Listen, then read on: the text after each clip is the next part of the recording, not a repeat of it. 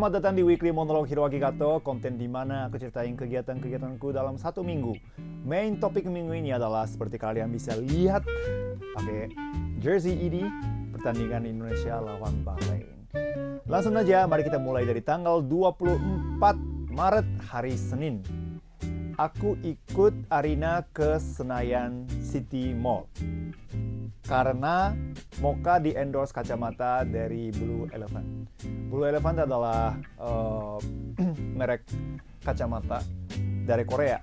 Aku juga baru tahu sih setelah aku ke situ pop-up store dan di situ ada tulisan Korea, terus aku baru tahu oh Blue Elephant dari Korea gitu ya. Banyak kacamata kece. Aku bantu milih kacamata hitam untuk Arina di situ. Dan teman-teman personil-personil Mocha yang lain juga datang, terus mereka masing-masing milih kacamata yang menurut mereka cocok ke mereka gitu. Dan ada fotografer Mocha juga di situ dan foto-foto, dan aku lihat postingan dari Mocha itu keren banget edit-editnya. Foto berempat juga keren, dan habis itu ada foto pas mereka milih kacamata, dan terakhir tuh ada kayak Jeff tapi mukanya muka Arina, Toma, Indra, Riko itu bergantian muncul di situ, tapi kacamatanya berubah-ubah gitu. Itu menurutku keren banget postingannya. Silahkan kalian cek di Instagramnya Mocha. Dan dari Senayan City Mall aku langsung pindah ke GBK di lapangan C. Seperti biasa jam 4 sore aku main sepak bola dengan Celebrities FC. Ini pertandingan terakhir sebelum Lebaran dan minggu terakhir untuk puasa ya. Jadi aku habis main aku ikut fisioterapi bersama Augisan. Wah, ada apa nih? Ada apa nih? Ada apa nih? Thank you. Enak banget fisioterapinya, massage-nya. Dan setelah itu buka bersama dikasih makan dari Sego Tempong Negoro by Vicky Nitunegoro. Nah, itu salah satu teman baik saya di Service FC. Dia bawa nasi kotak dari bisnis dia, Sego Tempong Negoro, dan dia bagi-bagi ke semua teman-teman SFC di situ. Terima kasih Vicky-san, dan makanannya enak sekali. Semoga sukses terus dan dicintai banyak orang makanannya. Amin. Hadiah terbaik dari Vicky-san. Arigatou gozaimasu. Teman-teman makan di sini. Oke. Buka bersama. Hai. Omedetou. Tanggal 25 Maret hari Selasa. Nah, ini harinya. Nonton bola di GBK. Waktu itu juga pakai kaos ini ke GBK. Jadi pertandingan yang sangat penting bagi Indonesia tentunya setelah mengalami kekalahan yang bisa dibilang fenomenal ya. Sangat menyedihkan, sangat tough lawan Australia minggu sebelumnya, kalah dengan skor 1-5. Harus tunjukin rebound mentality, dan Indonesia tuh wajib menang untuk pertandingan ini ya kan, karena kalau enggak seandainya kita nggak bisa menang artinya adalah impian kita semua yang bisa masuk ke Piala Dunia 2026 akan hilang. Jadi kita semangat sekali tentunya, dan aku sama teman-temanku janjian di GBK langsung dan masuk bareng. Biasanya aku untuk nonton pertandingan timnas seperti ini itu aku biasanya pakai MRT, karena kalau sekali kita beli tiket tarif MRT menjadi gratis. Kalian tahu kan? Tinggal scan, tinggal kasih QR code tiket ke pegawai MRT, dan di situ ada loket khusus buat itu, bisa jadi gratis gitu kan. Jadi biasanya aku dari Ciputat naik ke MRT dari Lebak Bulus, turun di Istana Senayan Mandiri, Nah, terus jalan kaki ke GBK. Dan hari itu juga aku naik MRT gratis dan juga ke stadion. Setelah masuk ke area stadion, aku keliling-keliling dulu sebelum masuk ke stadionnya. Sebelum masuk ke stadion, kita makan dulu gorengan. Itu penting sekali. Iya ya, buat pertandingan penting ya. Indonesia. Let's go. Jadi di situ ada temanku Rere dari Kompas TV itu lagi live report dari depan Garuda Store. Jadi dia tuh benar-benar lagi live report untuk Kompas TV, Kompas Sports, apa nama acaranya kayak gitu. Terus aku lewat kan, terus aku nggak tahu aku mikir dia itu lagi bikin konten di situ kan. Jadi aku sapain, Rere gitu. Rere langsung tarik aku dan aku langsung masuk ke TV Kompas TV untuk live report dari GBK. Ini kawanku orang Jepang yang supporter Indonesia gitu. Jadi aku kasih tahu harapan aku untuk Indonesia menang lawan Bahrain di situ. Terima kasih Rere sudah ajak aku masuk ke Kompas TV acaranya.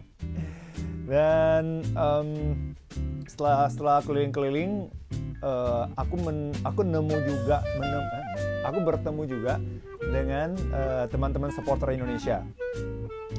Sungguh luar biasa sih suasananya. Jadi Ultras Garuda atau Ultras Indonesia ya, aku kurang paham. Cuma ada kelompok bisa dibilang bukan fanatik sih, bisa dibilang sangat semangat lah kelompok supporter Indonesia, dan mereka teriak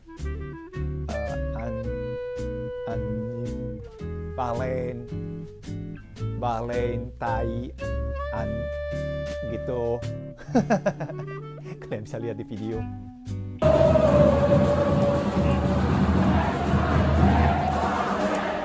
Nah, rombongan kita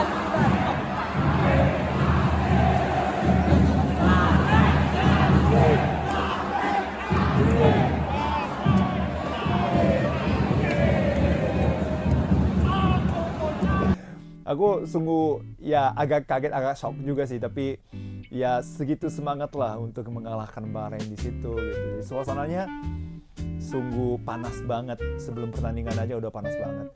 Dan di situ aku baru sadar dan baru kerasa banget pertandingan antara Indonesia dan Jepang tahun kemarin itu suasananya sangat damai dan asik ya.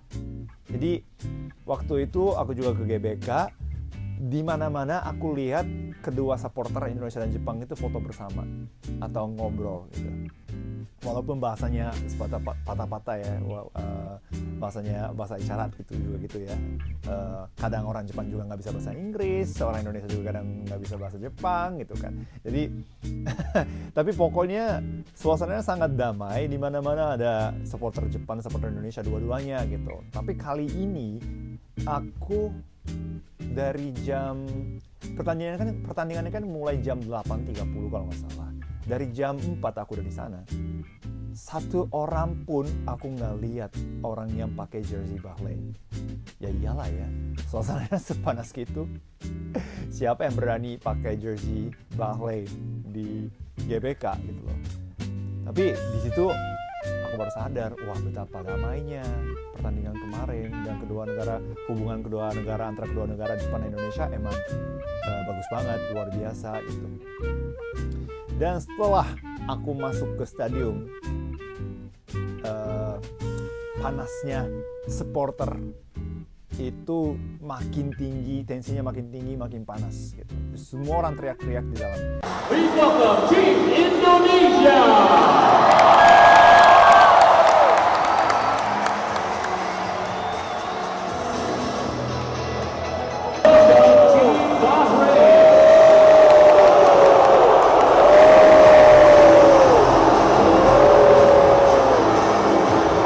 Semua orang berharap Indonesia mengalahkan Bahrain di situ, karena ini kan home ya. Pertandingan sebelumnya lawan Bahrain di away kan ada ada sedikit insiden soal wasit di Bahrain kan. Jadi ya supporter Indonesia juga pasti panas lah ya. Jadi mau menaklukkan Bahrain di home GBK. Apalagi pas ada bendera koleo dari La Grande Indonesia. Aku selalu kagum sih yang art koleo dari La Grande Indonesia. Waktu lawan Jepang juga mereka bikin koleo sendiri kan. Garuda lawan Godzilla waktu itu. Nah kali ini koleonya adalah desainnya adalah lambang Garuda. Terus di bawah Garuda ada tulisan Show Your Dignity. Show Your Dignity. Artinya adalah tunjukkan harga dirimu. Artinya adalah yes, harga diri. Pertandingan sebelumnya kita kalah 1-5. Nah pertandingan lawan Bahrain sebelumnya bisa dibilang dicurangin. Kali ini di home nggak ada alasan lain, nggak ada excuse. Kita itu harus tunjukin rebound mentality dan juga dignity, harga diri. Merinding sih, merinding. Aku sungguh merinding karena itu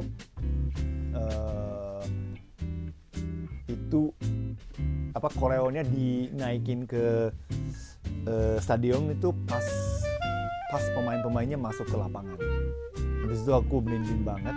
Habis itu mulai nyanyi Indonesia Raya sekencang-kencangnya sambil lihat koreo itu. Show Your Dignity.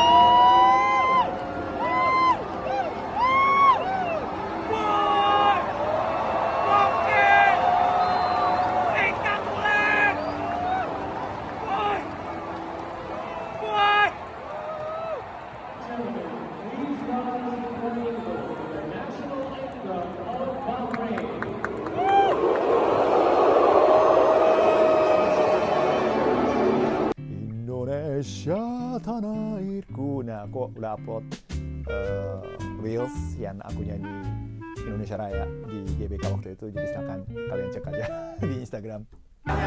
Untuk Indonesia Raya, Indonesia Raya, merdeka, merdeka, tanahku negeriku yang ku cinta. Indonesia Raya, merdeka, merdeka, hiduplah Indonesia Raya. Indonesia Raya, merdeka, merdeka, tanahku negeriku yang ku cinta. Indonesia Raya, merdeka, merdeka, hiduplah Indonesia Raya.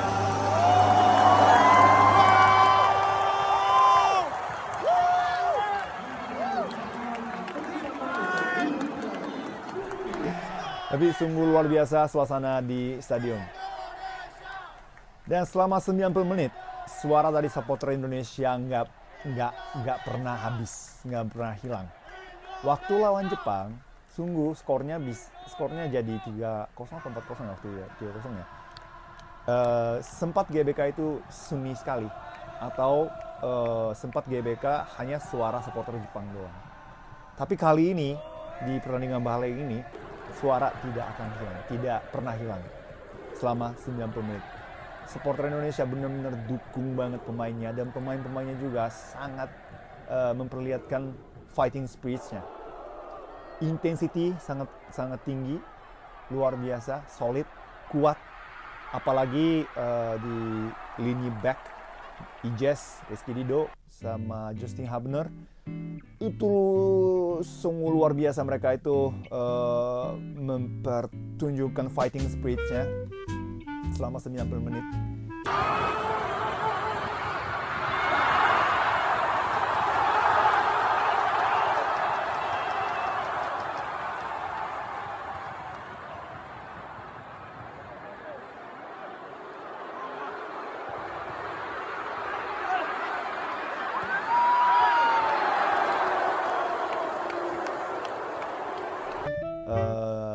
aku terharu lihatnya.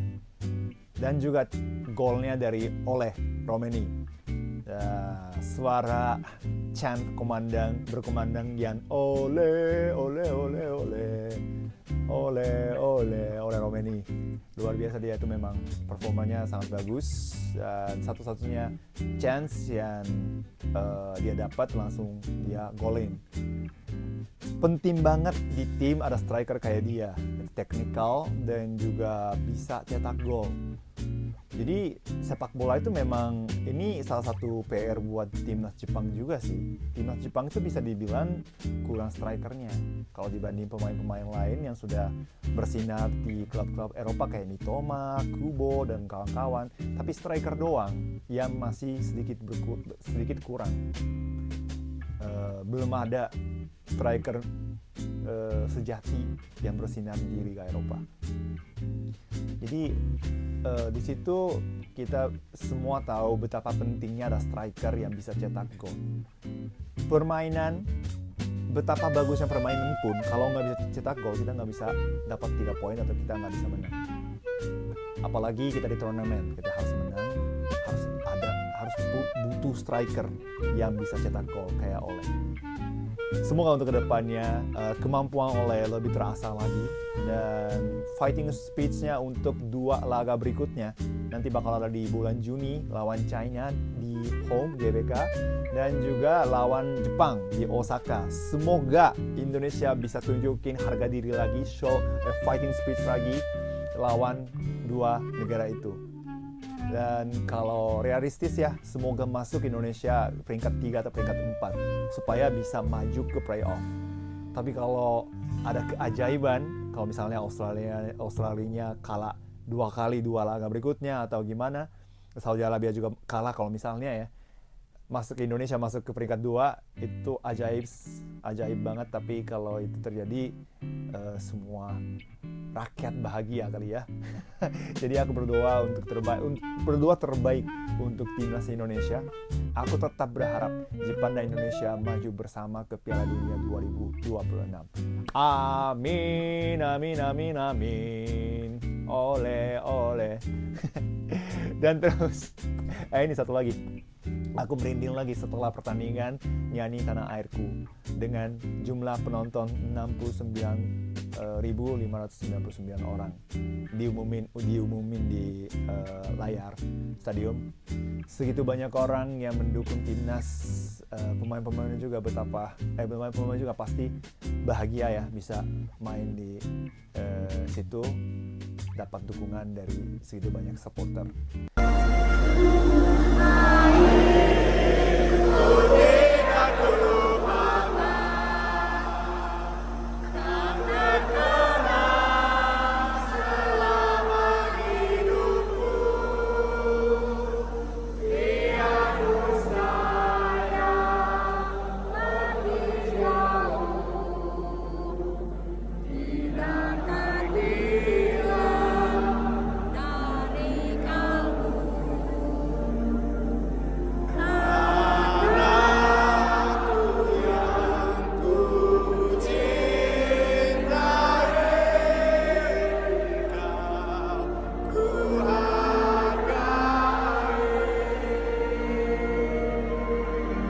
Semoga sukses Indonesia, kalian pasti bisa. Tanggal 26 Maret, hari Rabu. Aku dan Arina makan di restoran namanya Yayoi Ken yang ada di Gandaria City Mall. Itu sebenarnya sebulan atau 2 bulan yang lalu itu baru buka di Gandaria City Mall. Resto Jepang yang sangat terkenal. Mungkin teman-teman, kalau ada teman-teman yang pernah tinggal di Jepang, itu pasti pernah lihat di kota, di jalan, itu Yayoi Ken, itu pasti pernah lihat. Segitu banyak di Jepang. Biasanya mereka nawarinnya teishoku. Kalian tahu teishoku itu apa?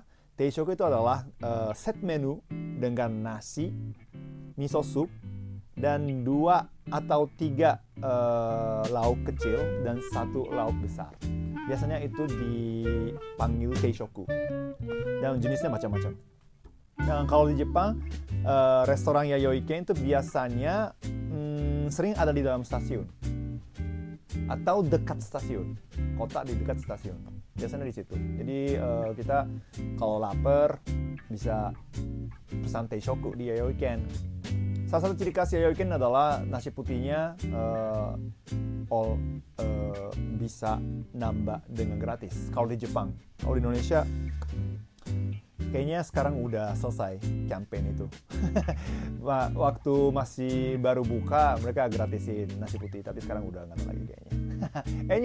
Anyway, aku khawatir kualitas atau rasa itu kan rasa autentiknya Yayoi-ken hilang nggak ya kalau ketika mereka masuk ke Indonesia gitu. Setelah kemarin aku makan di Yayoi-ken, kekhawatiran itu udah hilang semua. Benar-benar enak banget rasanya dan rasa autentiknya juga tetap ada.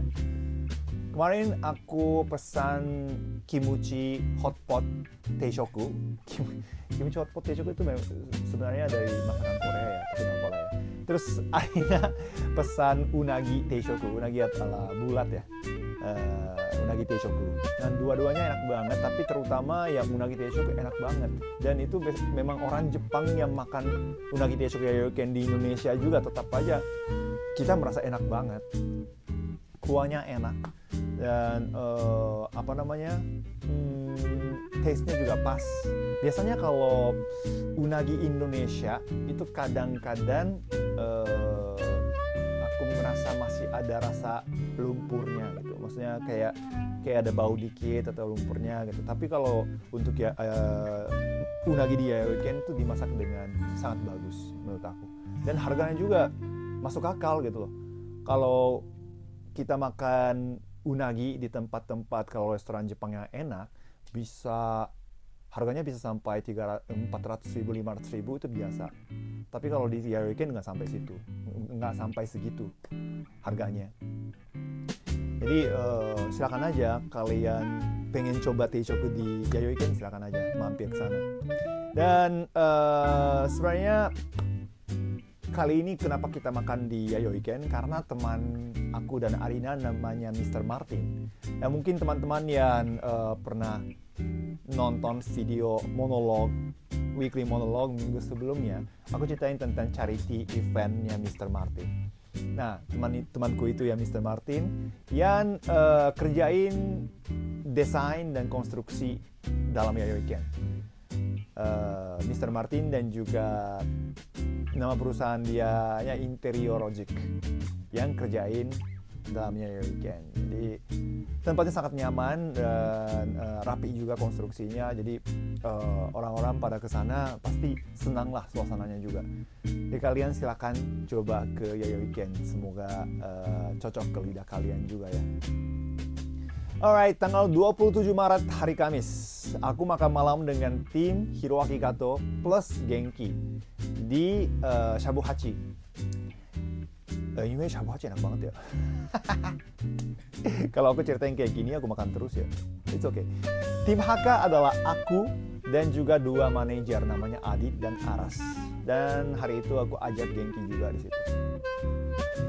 Kenapa kita makan bersama? Karena ya ini ntar lagi masuk lebaran, jadi sebelum lebaran aku pengen ajak mereka untuk makan bersama. Dan juga salah satu manajerku namanya Aras mau resign dari manajemenku.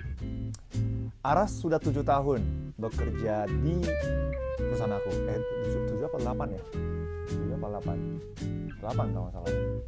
Ya, pokoknya udah lama banget bekerja di manajemen aku dan sebagai manajer aku. Tentu saja ada banyak kenangan dan aku sama Aras tuh sering ke luar negeri juga untuk untuk manggung dan juga syuting film juga Scandal 2 yang waktu aku syuting di Bali dia menemani aku juga gitu ya. Jadi pokoknya ada banyak kenangan sama dia. Waktu kemarin, waktu makan di Shabu Hachi, setelah makan di Shabu Hachi, aku sempat bikin konten bersama Aras.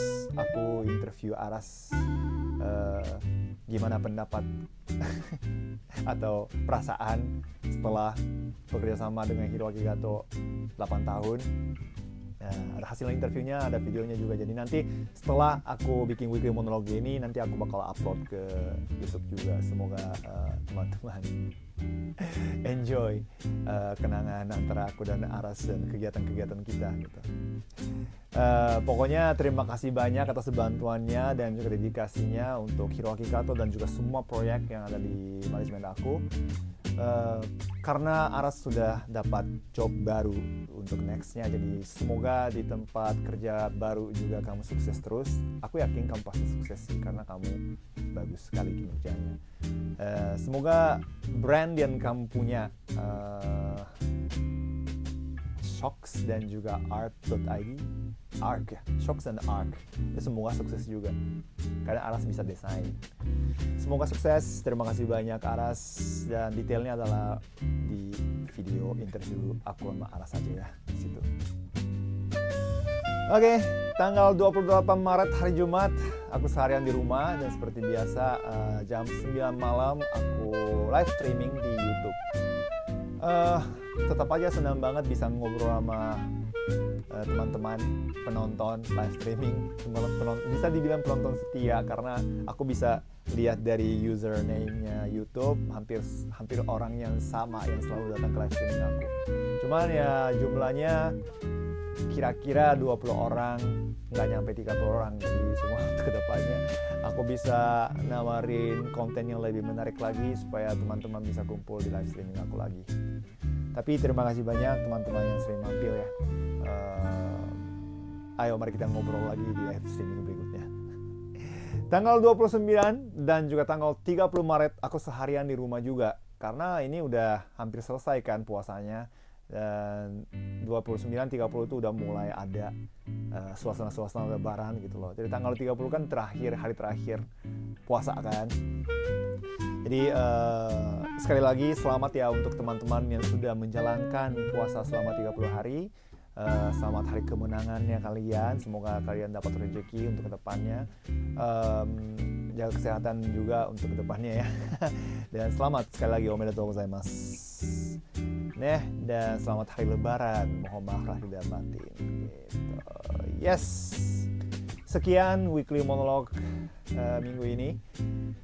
Pokoknya aku senang banget Indonesia menang lawan Bahrain dan harapan bisa masuk ke Piala Dunia masih berlangsung untuk kedepannya. Semoga masuk ke playoff, semoga bisa menang di playoff, kita sama-sama masuk ke Piala Dunia bersama Jepang. Terima kasih teman-teman sudah nonton weekly monolog ini. Jangan lupa like, share, dan subscribe juga. Jangan lupa nyalain loncengnya supaya kalian bisa dapat notifikasi kalau ada konten baru. Jangan lupa juga nonton video Hero Talk supported by Brands. Episode pertama guestnya adalah Arina Bipania. Bintang tamu keduanya adalah Dewi D. Lestari, itu bakal diupload di bulan April. Jadi silahkan kalian cek juga dan pokoknya subscribe. Oke? Terima kasih, sampai bertemu lagi di weekly monolog berikutnya. Nama saya Hiroaki Kato. Bye-bye. Huge 3-point for Indonesia. Yes! Congratulations! おめでとうございます!